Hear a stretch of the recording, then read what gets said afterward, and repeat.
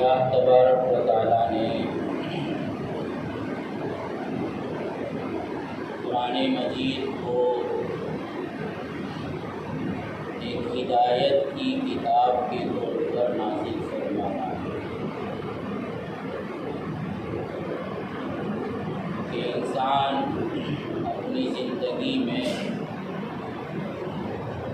اور ہر زمانے میں اور زندگی کے ہر میدان میں قرآن مجید سے رہنمائی حاصل کرے۔ اس قرآن مجید کو آیات میں اور سورتوں میں تقسیم کیا گیا ہے، یہ تو ہم سب جانتے ہیں۔ البتہ علماء نے اس قرآن مجید کو موضوعات کے اعتبار سے اور سبجیکٹ کے اعتبار سے بھی تقسیم فرمایا۔ چنانچہ شاہ ولی اللہ محدث دہلوی علیہ رحمہ نے یہ ذکر کیا ہے کہ قرآن مجید میں 5 قسم کے علوم ہیں، 5 قسم کے سبجیکٹ ہیں۔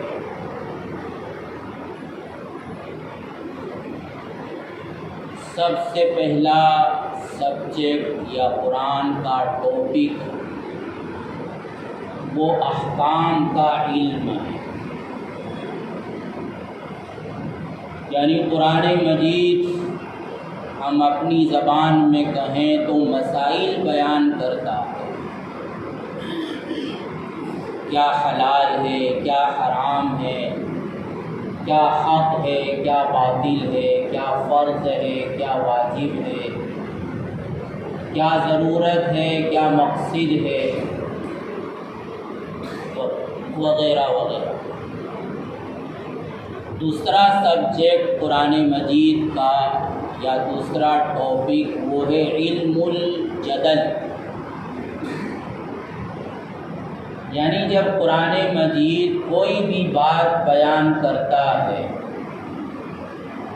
تو ظاہر ہے کہ ہر انسان اس طرح نہیں ہے کہ وہ آنکھ بند کر کے قرآن کی ہر بات کو قبول کرے، بلکہ قرآن خود اس کو پسند نہیں کرتا کہ تمہارے سامنے جو بھی بات آئے بغیر سوچے سمجھے اندھے بہرے کی طرح اس پر گر پڑو، بلکہ قرآن حکم دیتا ہے کہ غور کرو، تدبر کرو، تفکر کرو، اپنی عقل سے سوچو، اور جب تمہاری فطرت اور تمہاری عقل سلیم اس بات پر گواہی دے کہ ہاں واقعی یہ حق ہے تو پھر اس کو قبول کرو۔ تو اس لیے جب قرآن مجید کوئی بات کہتا ہے، کوئی حکم دیتا ہے تو بہت سے لوگوں کو اعتراضات ہوتے ہیں، سوالات ہوتے ہیں، ایسا کیوں، ایسا نہیں ہونا چاہیے، ہماری تو پرمپرا یہ ہے، ہماری روایت تو یہ ہے، اور آج تک ہم یہ کرتے چلے آئے، یہ نیا حکم کیسے آ گیا؟ تو قرآن کا دوسرا ٹاپک یہ ہے کہ وہ لوگوں کے اس طرح کے سوالات اور اس طرح کے اعتراضات اور شکوک و شبہات کا جواب دیتا ہے، اس کا ازالہ کرتا ہے۔ قرآن کے نازل ہونے کے زمانے میں مشرکین تھے، یہود تھے، نصارہ تھے، اور جب مدنی زندگی کا آغاز ہوا تو منافقین پیدا ہوئے۔ تو ان چاروں فرقوں کی طرف سے بار بار قرآن کے بہت سے احکامات پر سوالات کھڑے کیے جاتے تھے، تو قرآن اس کا جواب دیتا ہے۔ اس کو عربی میں کہتے ہیں علم الجدل۔ قرآن کا تیسرا ٹاپک ہے تذکیر بآلاء اللہ۔ قرآن اللہ تبارک و تعالیٰ کا تعارف کراتا ہے کہ اللہ کون ہے، اور اللہ کا تعارف اس کی قدرت کو بیان کر کے، اس کی تخلیق کو بیان کر کے، اس کی تکوینات کو بیان کر کے، انسان پر ہونے والے انعامات کو بیان کر کے، نعمتوں اور احسانات کو بیان کر کے اللہ کا تعارف بیان کرتا ہے، اللہ کی پہچان کرواتا ہے کہ وہ کون اللہ کی ذات ہے جن پر تم کو ایمان لانے کا حکم دیا جا رہا ہے۔ تو یہ قرآن کا ایک تیسرا ٹاپک ہے۔ قرآن کا چوتھا ٹاپک ہے التذکیر بالموت وما بعد الموت، یعنی قرآن یہ بتلاتا ہے اور اس حقیقت سے آگاہ کرتا ہے کہ جس دنیا میں تم جی رہے ہو، یہ دنیا کوئی ہمیشہ چلنے والی نہیں ہے۔ اس کی تقدیر میں اللہ تبارک و تعالیٰ نے فنا اور زوال کو لکھ دیا ہے۔ یہ ایک دن ختم ہو کر رہے گی، ہر انسان ختم ہوگا، ہر انسان کو موت آئے گی، دنیا ختم ہوگی، دنیا کی ہر چیز ختم ہوگی۔ اور پھر یہ کہ ختم ہونے کے بعد یہ نہیں کہ بالکلیہ ختم ہو جائے گا معاملہ، نہیں، اس فنا کے بعد ایک اور زندگی آنے والی، اس زندگی کے کیا احوال ہوں گے، اس زندگی میں انسانوں کے ساتھ کیا معاملہ کیا جائے گا، ان سے کیا مطالبہ ہوگا، یہ سب باتیں قرآن مجید بیان کرتا ہے۔ اس کو کہتے ہیں التذکیر بالموت وما بعد الموت۔ اور قرآن کا ایک پانچواں سبجیکٹ یا اس کا پانچواں ٹاپک، اس کا موضوع ہے التذکیر بایام اللہ، کہ آدم علیہ السلام سے لے کر اب تک جو کچھ بھی ہو چکا ہے قرآن اس کو بیان کرتا ہے، انبیاء کے واقعات بیان کرتا ہے، رسولوں کے قصے بیان کرتا ہے، امتوں اور قوموں کے احوال کو بیان کرتا ہے، جس کو ہم آج کی زبان میں کہیں گے کہ قرآن کائنات کی تاریخ کو بیان کرتا ہے، وہ قوموں کی ہسٹری کو بیان کرتا ہے، جس کا مطلب یہ ہے کہ قوموں کی تاریخ بھی انسانوں کی ہدایت کا سامان ہے۔ قومیں اپنی تاریخ سے فقط یہ نہیں کہ اپنے ماضی کو یاد کرتی ہے، بلکہ قومیں اپنے ماضی سے، اپنی تاریخ سے وہ عبرت حاصل کرتی ہے، سبق حاصل کرتی ہے، وہ اس بات کا پتہ لگاتی ہے کہ ہم سے اب تک کیا غلط ہوا اور کیا صحیح ہونا چاہیے۔ تو اپنی تاریخ سے اور ماضی کے احوال کو جان کر قومیں اپنی حال اور مستقبل کے لیے منصوبہ بندی کرتی ہیں۔ اس لیے یہ تاریخ بھی انسانوں کے لیے اور قوموں کے لیے ہدایت کا سامان ہے۔ قرآن مجید نے اس کو بھی اپنا ایک موضوع بنایا، اسی لیے کہا جاتا ہے کہ جو قوم اپنی تاریخ کو بھلا دیتی ہے، اپنا ماضی جس قوم کو یاد نہیں ہوتا،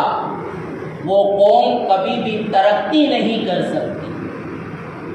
اس قوم کا دنیا سے نام و نشان مٹ جاتا ہے جو قومیں اپنی تاریخ اور اپنی ہسٹری سے سبق حاصل نہیں کرتی اور عبرت نہیں لیتی۔ اسی لیے تاریخ کی بھی ایک اہمیت ہے، کیونکہ خود قرآن مجید اس کا اپنا سبجیکٹ بنا رہا، اور اسی لیے دشمنوں کی ایک سازش یہ بھی رہی اور ہے اور مسلسل چل رہی ہے کہ وہ امت مسلمہ کی تاریخ کو مٹا دے، اس کو ختم کر دے، اور آنے والی نسل کو یہ پتہ ہی نہ چلے کہ ہمارے باپ دادا کون تھے اور ان کے کارنامے کیا تھے۔ یہ مستقل ایک پلاننگ چل رہی ہے، اور آج پوری دنیا میں اور خاص طور پر ہمارے ملک میں ہمارے نوجوانوں کو اسکولوں میں، یونیورسٹیوں میں، کالجوں میں وہ قوموں کی حقیقی تاریخ نہیں پڑھائی جا رہی، بلکہ مسخ شدہ، بگاڑی ہوئی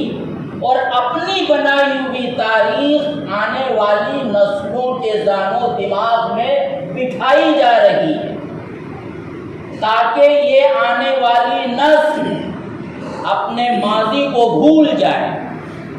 اور ماضی سے اس کا کوئی رشتہ قائم نہ رہے، اور اس کو یہ بھی پتہ نہ ہو کہ میرے ماں باپ اور باپ دادا کو کے کیا نظریات تھے، انہوں نے کیسی زندگی گزاری تھی، ان کے کیا کیا کارنامے تھے۔ اور ظاہر ہے کہ یہ بالکل اسلام مخالف سازش، کیونکہ اسلام کا بنیادی موقف یہ ہے کہ وہ آنے والی نسل کو اپنے ماضی سے جوڑے۔ قرآن نے کبھی بھی امت کو ماضی سے کاٹا نہیں ہے، بلکہ ماضی سے جوڑنے کی کوشش کی، اور اسی لیے ایک نبی کے بعد دوسرے نبی آئے، ایک رسول کے بعد دوسرے رسول آئے، تو ہر آنے والی قوم کو یہ کہا گیا کہ تم کو پچھلے ہر نبی پر ایمان لانا ضروری ہے۔ یہ نہیں کہا گیا نوح کی قوم سے کہ تم آدم و شیث کو بھول جاؤ، نہیں، نوح کی قوم کو بھی اپنے آدم اور شیث کی تاریخ پڑھائی گئی، ان کو یاد دلایا گیا۔ نوح کی قوم کے بعد ابراہیم کی قوم جب آئی تو ان کو نوح اور لوط سے کاٹا نہیں گیا، بلکہ کہا گیا کہ تم اسی سلسلے کو آگے بڑھانے والے ہو، تمہارے لیے ضروری ہے کہ تم اسی ڈگر پر قائم رہو، تبھی جا کر تم منزل کو پا سکتے ہو، اپنا رشتہ ماضی سے مت کاٹو۔ حتیٰ کہ نبی کریم صلی اللہ علیہ وسلم کو تو بار بار کہا گیا فَاتَّبِعْ مِلَّةَ إِبْرَاهِيمَ حَنِيفًا، کہ آپ آخری نبی ہیں اور یقیناً آپ کی شریعت کے بعد سابقہ اور پہلی تمام شریعتیں ختم ہو گئیں، لیکن اس کا مطلب یہ نہیں ہے کہ تم ایک نئی زندگی کا آغاز کر رہے ہو، نہیں، جس زندگی کی شروعات آدم علیہ السلام سے ہوئی تھی اور جو نوح کے زمانے میں اپنی جوانی کی عمر کو پہنچی تھی اور ابراہیم کے مرحلے پر پہنچ کر جس نے اپنی جوانی کی تکمیل کی تھی، تم اسی سلسلے کو آگے بڑھا رہے ہو، اس لیے تم اس سلسلے پر قائم رہو، جمے رہو، اس کے بغیر تم اپنی منزل کو نہیں پا سکتے۔ تو اس لیے ہمیں اپنی تاریخ سے واقفیت ہونا چاہیے، اور ہماری ذمہ داری ہے کہ ہم اپنی نسلوں کو قرآن مجید کی طرح اپنی تاریخ سے اور اپنے اسلاف کی تاریخ سے اور اپنے ملک کی تاریخ سے اپنے بچوں کو واقف کرائیں۔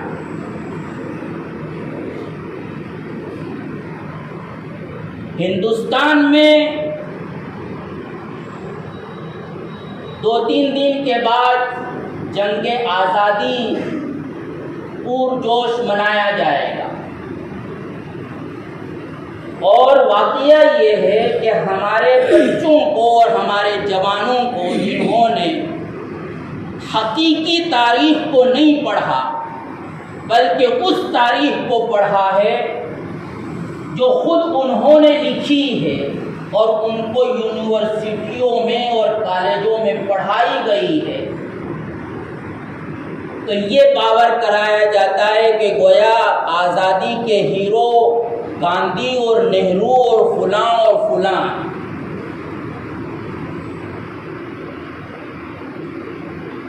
لیکن معلوم ہونا چاہیے دوستو کہ یہ تو بہت بعد کی بات ہے۔ اس کا آغاز کہاں سے ہوا اور کیوں ہوا؟ مختصراً اگر ہم اس کو سمجھیں تو ذہن و دماغ میں یہ بات بٹھا لینا چاہیے کہ تاریخ کا اور اس جنگ کا ایک طویل زمانہ وہ گزرا ہے کہ جس میں مسلمانوں کے علاوہ دوسری کوئی بھی قوم مسلمانوں کے ساتھ شریک نہیں تھی۔ غلامی کیا ہوتی ہے اور آزادی کیا ہوتی ہے، اس کا حقیقی مفہوم خدا کی قسم اسلام سے وابستہ لوگوں کے علاوہ کوئی بھی قوم نہیں سمجھ سکتی۔ اسی لیے اسلام سے وابستہ اکابر و اسلاف اور علماء کو سب سے پہلے یہ سمجھ میں آیا تھا کہ ہم مستقل انگریزوں کی غلامی میں جا رہے ہیں، اور وہ یہ سمجھ رہے تھے کہ اس غلامی کے کیا نتائج ہونے والے ہیں۔ اس لیے سب سے پہلے انہی کے ذہن و دماغ میں یہ بات آئی تھی کہ کسی بھی طریقے سے ہمیں غلامی کے شکنجے میں پھنسنا نہیں ہے اور اپنی نسلوں کی گردنوں میں غلامی کا طوق ڈالنے نہیں دینا۔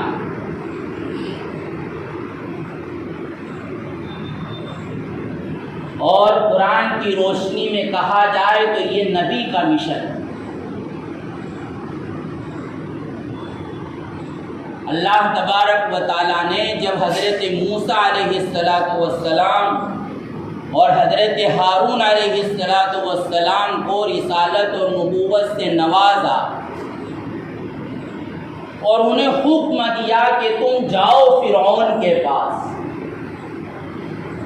تو قرآن کی بہت سی آیات کا ظاہر یہ ہے کہ فرعون کے پاس جس پیغام کو لے کر موسیٰ اور ہارون علیہ السلام بھیجے گئے،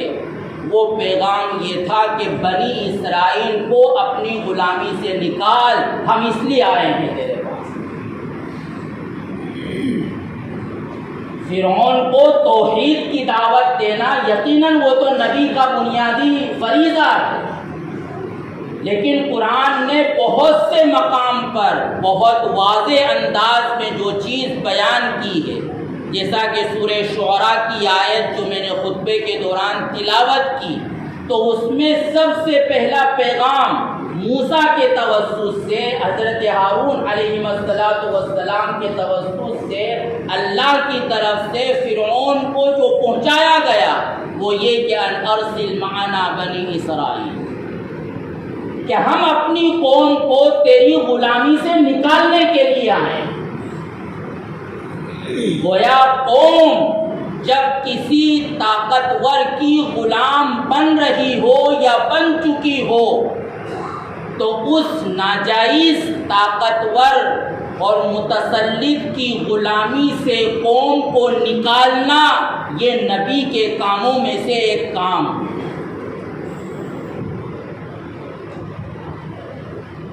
نبی کا کام صرف امر بالمعروف اور نہی عن المنکر نہیں ہے، نبی کا کام صرف ہماری زبان میں دعوت و تبلیغ نہیں ہے، بلکہ نبیوں کے کاموں میں سے ایک کام یہ بھی ہے کہ اگر تمہاری قوم غلامی کی شکنجے میں پھنسی جا رہی ہو تو اس قوم کو غلامی سے نکالنا، باقاعدہ یہ کہا جا سکتا ہے کہ حضرت موسیٰ علیہ السلام کو اللہ کی طرف سے یہی مشن دے کر بھیجا گیا تھا کہ تمہیں بنی اسرائیل کو فرعون کی غلامی سے نکالنا۔ اس لیے امت کے علماء جنہوں نے قرآن کو سمجھا تھا، جب انگریزوں کا تسلط ہند پر شروع ہوا تو اسی وقت سے ان کی فکریں شروع ہو چکی تھیں۔ 1857 کی جنگ تو بہت بعد کی ہے، اس سے بہت پہلے، ایک صدی پہلے 1757 میں بنگال میں سراج الدولہ کے ہاتھوں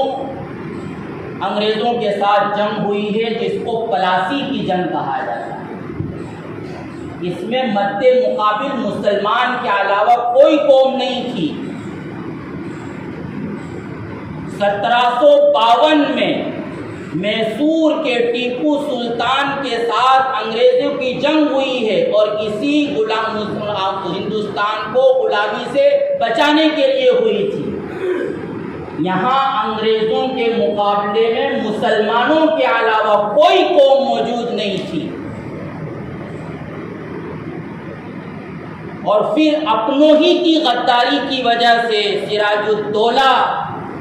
کو مار دیا گیا، ٹیپو سلطان شہید ہوئے، اور انگریزوں کا تسلط بڑھتا رہا۔ تو سب سے پہلے شاہ ولی اللہ محدث دہلوی کے صاحبزادے شاہ عبدالعزیز محدث دہلوی نے علل اعلان یہ فتویٰ صادر کیا کہ ہندوستان دارالحرب بن چکا ہے۔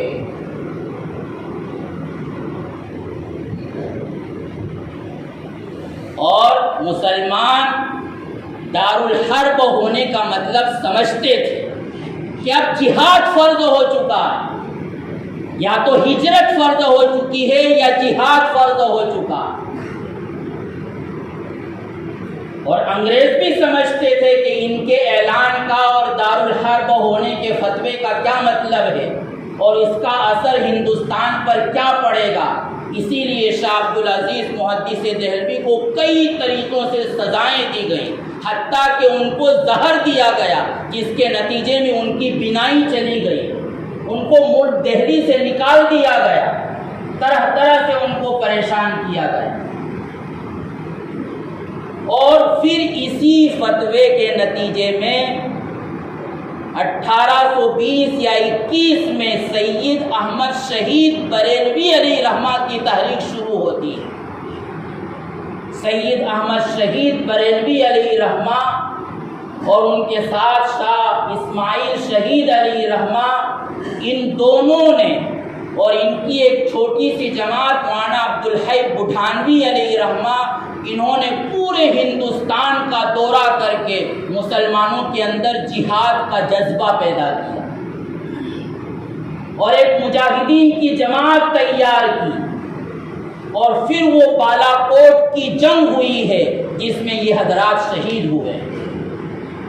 اب تک بھی مسلمانوں کے ساتھ مسلمانوں کے علاوہ کوئی بھی قوم شریک نہیں۔ پھر اس کے بعد حاجی امداد اللہ مہاجر مکی علیہ رحمہ کی قیادت میں حضرت مولانا قاسم نانوتوی علیہ رحمہ، مولانا مظہر نانوتوی علیہ رحمہ، حضرت مولانا رشید احمد گنگوہی علیہ رحمہ، حافظ دامن شہید علیہ رحمہ وغیرہ وغیرہ بڑے بڑے چوٹی کے علماء ہیں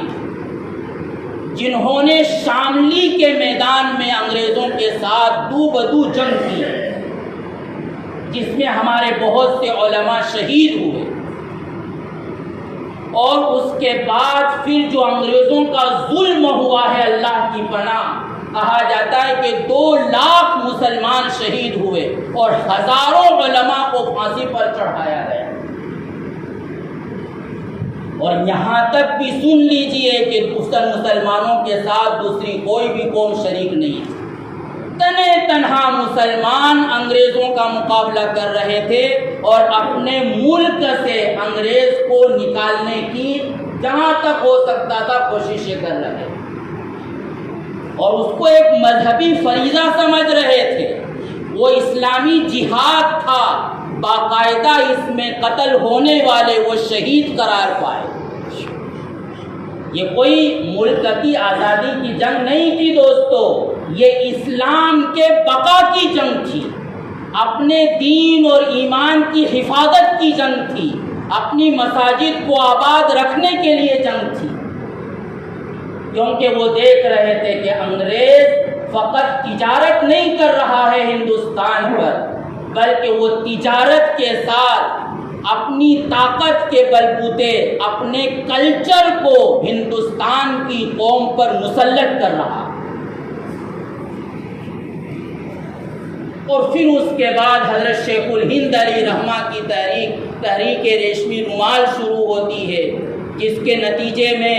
حضرت شیخ الہند کئی سال تک مالٹا کی جیل میں صعوبتیں برداشت کرتے ہیں، اور پھر یہ آگے چل کر دوسری قومیں شریک ہوتی ہیں، یہاں پہنچ کر۔ اور دوستو، یہ مسلمانوں کی اتنی قربانیاں، ظاہری طور پر یہ کہا جائے کہ ملک کو بچانے کے لیے تھی، لیکن حقیقت میں دوستو ملک اور وطن یہ اسلام کی نظر میں کوئی چیز نہیں۔ ہمارا ملک اور فلاں کا ملک، اللہ نے ملکوں کی تقسیمیں نہیں کی ہیں، یہ سرحدیں اللہ نے نہیں بنائی ہیں، بلکہ اللہ اور اسلام کا نظریہ تو یہ ہے کہ پوری سرزمین اللہ کی ملکیت ہے، اور اس سرزمین پر رہنے والا انسان وہ اللہ کی طرف سے آزاد ہے، دنیا کے کسی بھی گوشے میں جا کر رہے اور زندگی گزارے۔ دنیا کی کسی بھی طاقت کو اور دنیا کی کسی بھی قوم کو یہ حق نہیں ہے کہ وہ کسی قوم کو یا کسی فرد کو یا کسی علاقے والے کو کہیں بسنے سے منع کر دے اور اپنے ملک سے نکال دے۔ یہ اسلام کا نظریہ اور یہی حقیقت۔ تو اس لیے ملک بچانے کی کوئی تحریک نہیں تھی، دراصل وہ اسلام کو باقی رکھنے کی تحریک تھی، اپنی نسلوں تک اسلام کو پہنچانے کی تحریک تھی،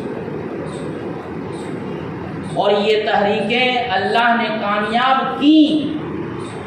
اور انگریز کو یہاں سے جانا پڑا، اور اسی کا نتیجہ ہے دوستو کہ آج ہمیں ہماری شکل میں اسلام نظر آ رہا۔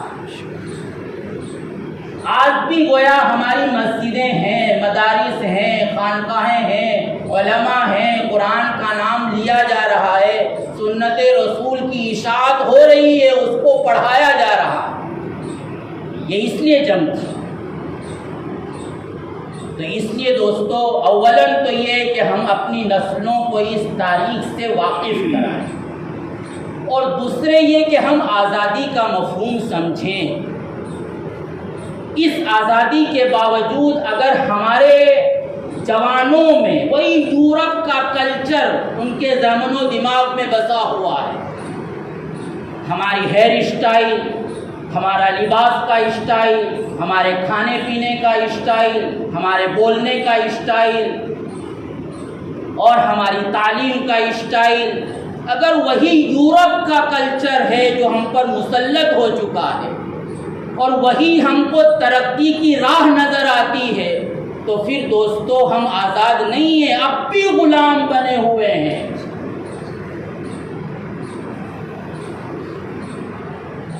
اور دوبارہ یہ کوشش کی جا رہی ہے کہ کسی طرح ویسے ہی مکمل طور پر ان کو غلام بنا لیا جائے۔ لیکن دوستو بہرحال یہ آزادی نصیب ہوئی ہے، اور اب تک اللہ تبارک و تعالیٰ نے اپنے فضل سے ہم گنہگاروں کے باوجود اسلام کے نام کو اس ملک میں باقی رکھا ہے۔ اس کی ہمیں قدر کرنے کی ضرورت ہے۔ نماز پر کوئی پابندی نہیں ہے، روزہ رکھنے پر کوئی پابندی نہیں ہے، ٹوپی پہننے پر کوئی پابندی نہیں ہے، داڑھی رکھنے پر کوئی پابندی نہیں ہے، سود کھاؤ اس پر کوئی تمہیں مجبور نہیں کرتا، ناچو اور کودو کوئی اس پر تم کو مجبور نہیں کرتا۔ اس کے باوجود دوستو جس دین کو ہم تک پہنچانے کے لیے 2 لاکھ مسلمانوں نے شہادت دی تھی اور کئی ہزار علماء پھانسی پر چڑھے تھے، اس آزادی کے باوجود بھی اگر ہماری زندگی سے اس دین کا جنازہ نکل رہا ہو تو دوستو اس سے زیادہ ڈوب مرنے کی کوئی بات نہیں ہوگی۔ انہوں نے تو اپنی ذمہ داری کو پورا کر دیا کہ اسلام کو باقی رکھ کر ہم تک پہنچا دیا، لیکن اس اسلام کے ساتھ، اس دین کے ساتھ، اس سنت کے ساتھ ہمارا کیا معاملہ ہے، اور ہم اس کو باقی رکھنے کے لیے اور آئندہ نسلوں تک پہنچانے کے لیے کیا کوشش کر رہے ہیں، اس کا ہم سب کو محاسبہ کرنے کی ضرورت ہے، اور اپنی زندگی کا جائزہ لے کر جو کچھ بھی کر سکتے ہوں وہ کرنے کی ضرورت ہے۔ اللہ ہم کو توفیق عطا فرمائے، ہماری خطاؤں کو درگزر فرمائے، آمین۔ وآخر دعوانا الحمدللہ۔